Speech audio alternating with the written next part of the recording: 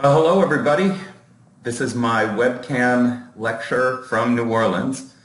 I got up this morning and I thought I would do a couple of lectures, the one for you and for my grad class, and that I would then go over to the conference. I then proceeded to sleep in an extra hour, which felt beautiful.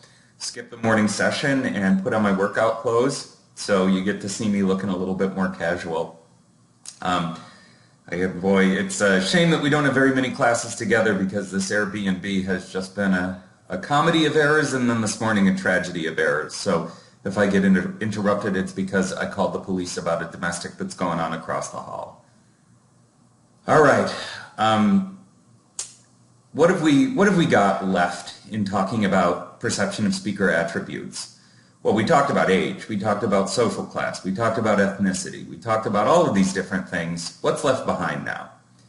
Well, our laundry list of characteristics that we could look at could go on and on. We could talk about local variation. So think about Maddie talking in class about how her and her friends shopped at a particular store, which shall not be named.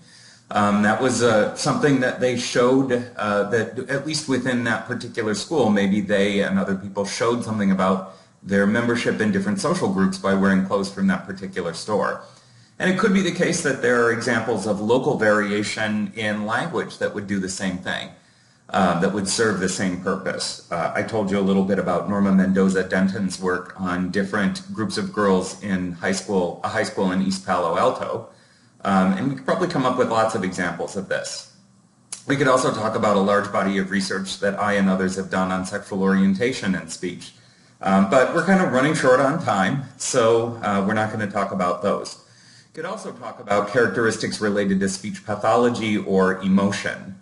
And in fact, we would probably have quite a bit of stuff to talk about there. But this becomes a not terribly efficient enterprise to just talk about attribute after attribute after attribute. Moreover, the fact that we can perceive these kinds of differences in experimental tasks doesn't mean that we always do. So think about the example we talked about in class where you would be in a hypothetical experiment asked to identify whether or not somebody is a dentist. You know, people might come up with consistent ways of identifying whether or not someone sounds like a dentist, but that wouldn't necessarily mean that the first thing you hear about a person's voice leads you to make an inference about whether or not they're a dentist. So how are we going to study how people perceive talker differences? So how people perceive individual talkers' voices, whether it's me or Lauren or Haley. You guys aren't there, but I'm still naming names. All right, I'm just going to check the video here to make sure that it is recording correctly, and then we'll pick up here in a second on the next video.